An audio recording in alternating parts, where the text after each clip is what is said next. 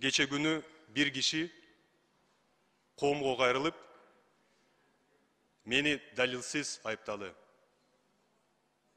Adaletsiz jamandalı. Намыска тийди.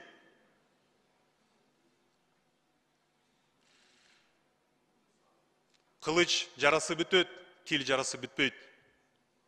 Мен жооп бербесем болбойт, урматтуу депутаттар. Калп сөз кара тумандай, чын сөз чыккан чынардай. Бүт бары ачыкка чыгат. Аткаруу бийликтин өкүлү ал дайындалган киши. Шайланган депутатка саясий баа берип атат. Муну кандай түшүнсө болот? Биз кайсы мамлекетте жашайбыз? Элдин өкүлүнө одоно мамилени жасап атат. Бул мамлекет кызматкеринин сабатсыздыгы.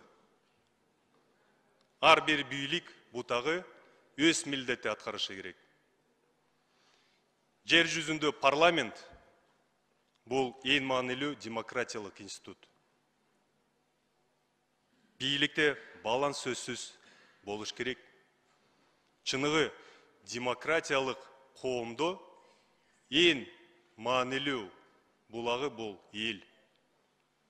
Урматтуу Садыр Нуржоевич, кече күнү биз сиз менен жолугуп пикир алмаштык. Диалогко дайыма даяр экенигизге күбө болдум. Кандай болсо бул чечим тарыхта калат. Мамлекет үчүн баарыбыз күйүп турабыз. Тең салмактуу чечим кабыл алынат деп тирен ишенем.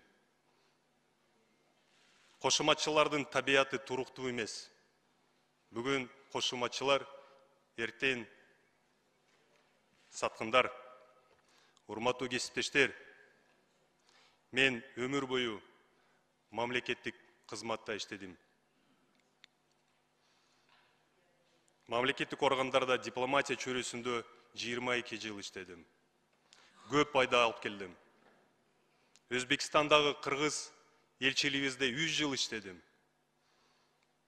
Бул маселелерди ичинен билем. Мен кадровый дипломатмын. Эч ким мага кызмат жолумда түрткү берген эмес. Ар бир тепкичти өзүмдүн эмгеги менен басып өттүм. Мамлекетке алып келген пайдам чоң, бирок эч кандай дешевый пиар кылган эмесмин. Алектенген эмесмин. Бүт аракеттерим жогорку кеңештин аброюн көтөрүш үчүн жумшалган.